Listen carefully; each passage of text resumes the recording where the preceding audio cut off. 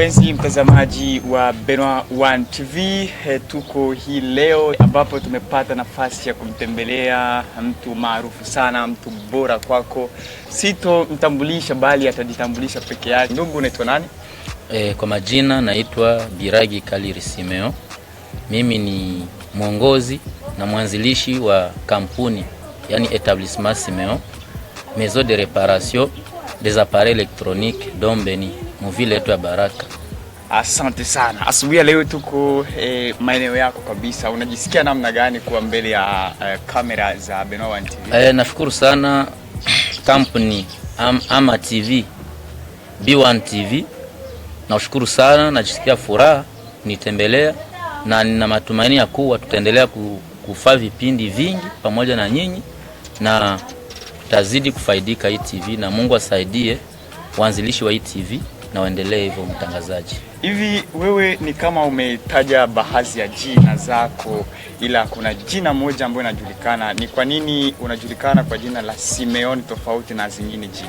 Ndio mtangazaji, unajua maisha jina zote za mtu haziwezi zikajulikana.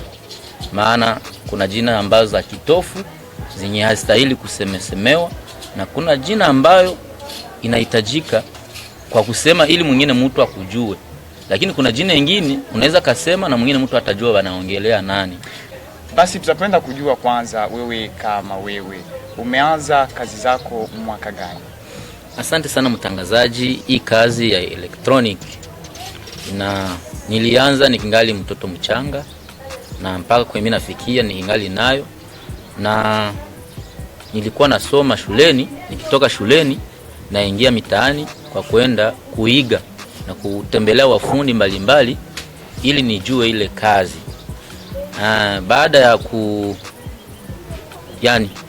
ya kuenda huko kwa kuangalia wafundi wanatumika namna gani, na nilikuwa na ile ndoto na nilikuwa na ile bidii ya kusema nijue kitu gani kenye kinaweza tuma for example telefoni ama radio ikose kulia. Nilikuwa najiuliza sana kitu gani kinakuwa ndani kinaongea kenye akiishi kuongea ile yote.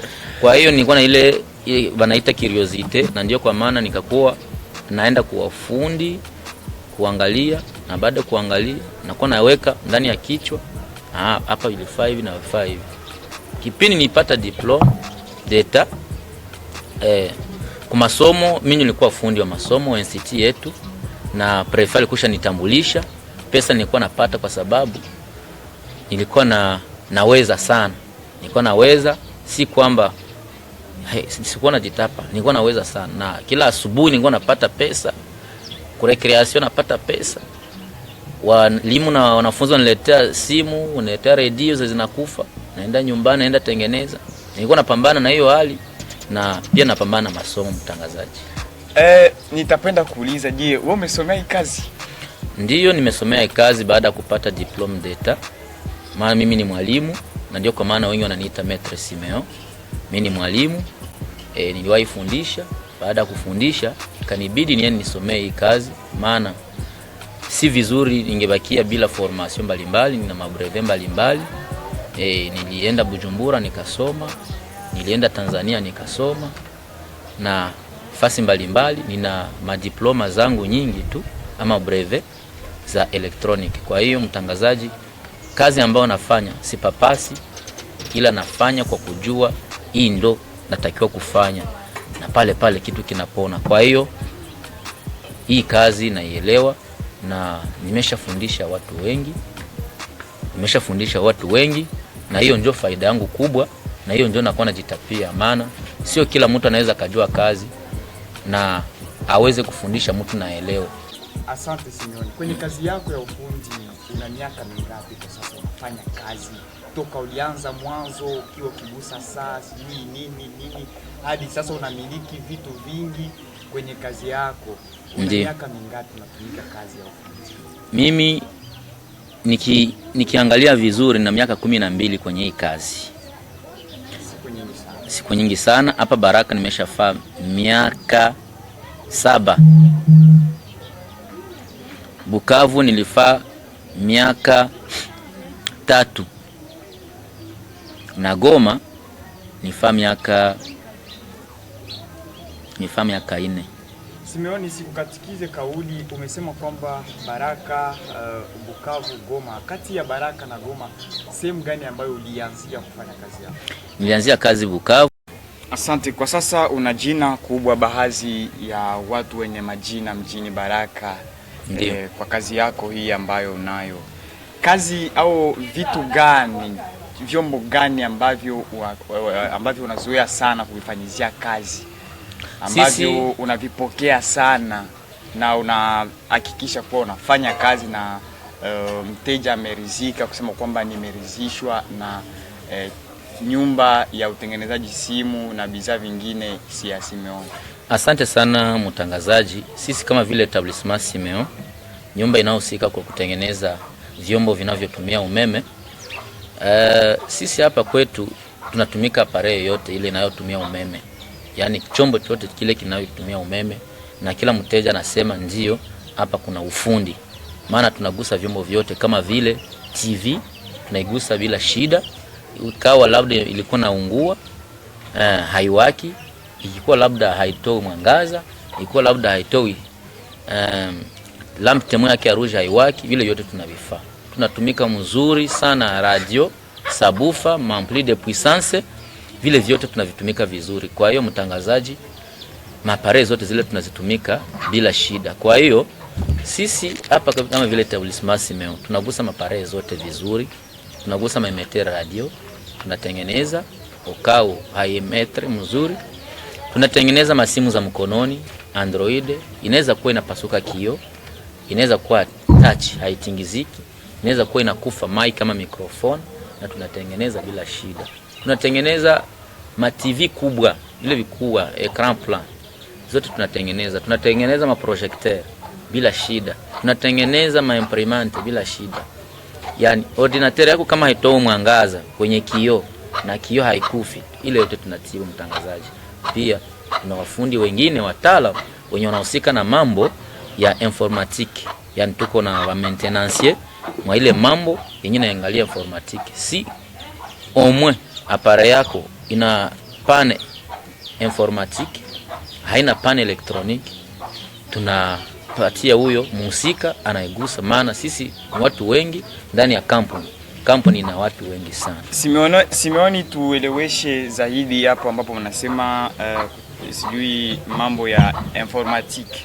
Je, simu imebanwa, simu imeingia ndani ile ambayo wanasema password, mode pass, ameweka mode pass, ajui ni nini yenye alitia, anasaulika.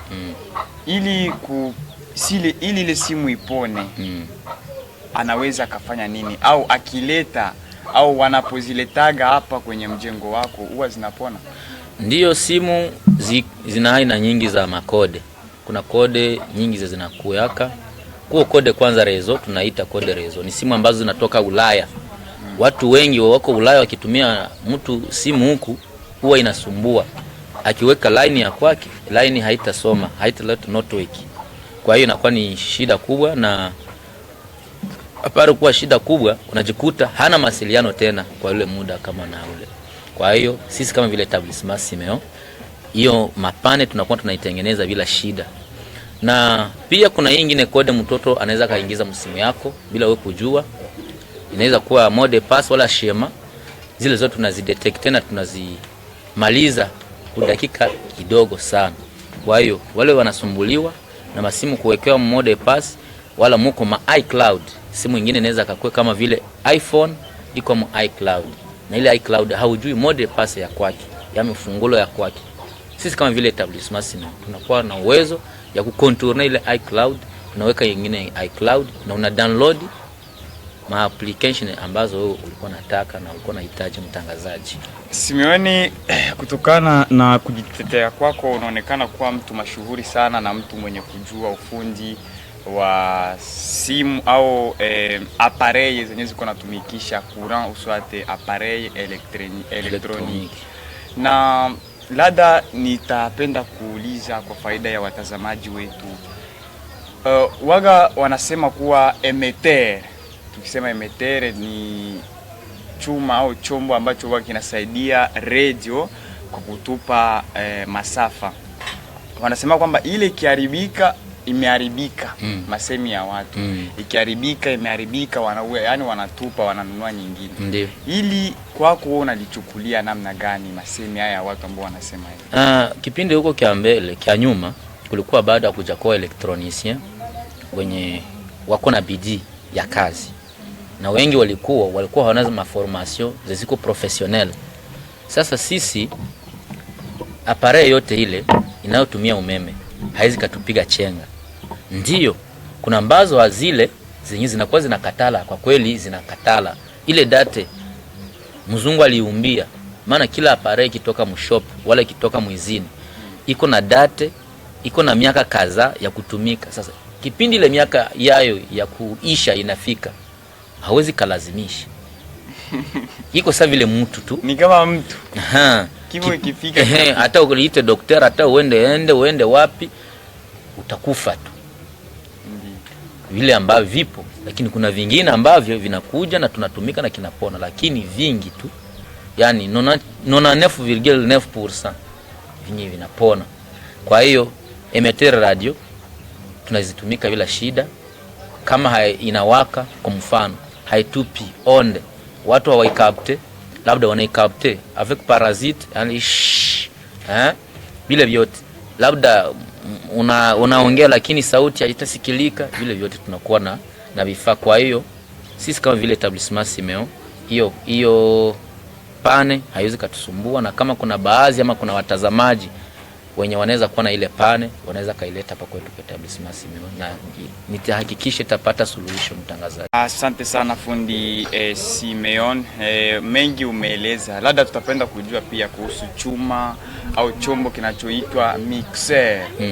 Pana watu ambao wanasema kuwa mixer haziponaki, mixer wanapeleka kwa mafundi, zinarudia après quelques jours, mixer ile tena inaanza leta vitu vingine. Ndio. Sijui kama unaweza kuwa na nini ya kuambia wenyewe wako na tusikiliza sasa. Mtangazaji, kwa kusema mixer haziponaki inaweza kuwa ni uongo, na labda ulipeleka ufundi ambaye yeye haelewi kazi na haelewi kugundua pane.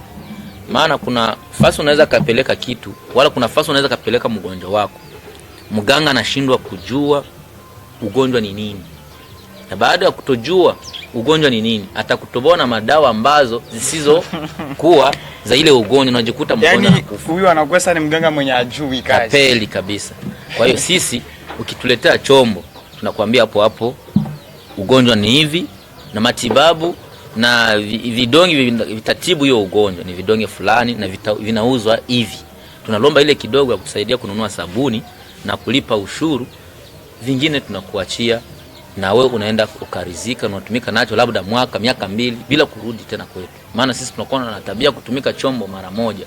Tukitumika tu, hatutaki ikuje tena. Tunataka tuletee ingine chombo iko tofauti na ile ambayo ulituletea. Hasa hatutaki ile chombo tulitumika msiku 2-3 kinarudi tena kwetu. Tutengeneze, tunaonekana tuko tapeli na tunaonekana hatujui kazi. Asante sana Simeon. Kwa kusema kwamba simu ugundue kwamba simu imeharibika, na kuna simu inaweza kuja imezimika. Mfano simu yangu hii imezimika. Ndiyo. Sijui tatizo ni nini, lakini nakuletea nawe kama fundi. Ndiyo. Kipi ambacho kinaweza tuma ujue tatizo ya hii simu ni fulani? Unaleta simu inazimika, haiwaki, ukitia kwenye umeme haionyeshi kitu chochote, unajikaza kwa kuwasha, haiwaki. Vitu vingi vinakuwa vinatuma na kuuliza maswali ni mengi. Maana maswali, je, hii chombo umeangusha? Sikuangusha. Je, hii chombo umeangusha ndani ya maji? Sikuangusha ndani ya maji. Je, hii chombo ulihifadhi fasi yenye iko na joto ama iko na baridi sana? Hapana. Unasikia? Nilikuwa mlikuwa umeme ndani ya mlikuwa umeme, mlikuwa 80%. Sasa ilikuwa connected kwa internet, ilikuwa connected kwa internet, ile vyote. Après kuyua vile vyote na kuuliza huko swali tutakia kuuliza. Na ilizimika tu, nilishtuka tu inazimika na mko umeme. Na baada ya kuweka charge haikuonyesha tena. Kwa hiyo pale mimi najua ndagusa fasi fulani na pale yako na chombo chako kinaenda salama kufuatana mafasirio ambayo sisi tutatoa kwetu.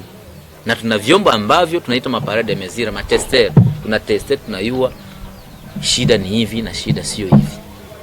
Wewe unaweza kanidanganya kwa mafasirio, lakini mimi nina mwalimu wangu mwingine pale na apare yangu pale naiweka kwenye meza, nafungua na test. Naona ugonjwa ni huu. Hizo apare uko nazo kwenye mjengo wako? Ziko huko ndani na zinafanya kazi. Na zinafanya kazi vizuri sana.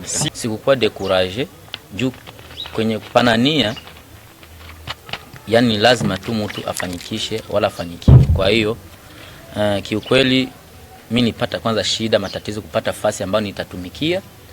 Baada ya hapo kwa kupata address, kwa kujenga jina, ilinisumbua sana, maana watu wengi walikuwa hawanifahamu na walikuwa hajui kazi ambazo natumika.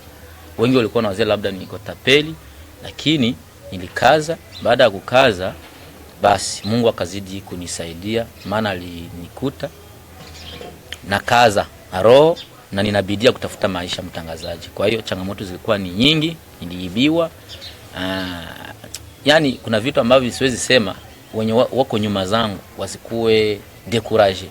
Kwa hiyo ni kumshukuru tu Mungu kwa hapa kwetu tumefikia na kwetu tunaendelea na kazi ambazo tunaendelea kufa zenye hazikuwa. Na ninashukuru pia wakaaji wote wa jiji la Baraka na territoire nzima ya Fizi kwa kuendelea kuniaminia, maana walikuwa na wazee labda sisi kama vile etablissement Simeo hatujui kazi, tunakuwa kuwaibia spare ndani za vyombo vyao kama vile ma TV. Alors kikuwa vile, na tulikia tafuta kazi na tulikia tunapenda kazi yenyewe, maana kazi ya mtu ndio jaribu na ndio pia ndio inampeleka kafasi ambazo yeye hakukuwa anategemea. Kwa hiyo mtangazaji, ndio naweza nikaeleza hiyo. Na nimesema labda kama nikukufa naweza nikakufia hapa, maana kila kitu na mtu akizaliwa mtu hatajua fasi yenye ambapo atakia kufia. Maana nimechagua hapa na nimekaa miaka mingi mwa hizo fasi zote, na nimeoa hapa. Watoto wangu wanaongea Kibembe, Mwakole.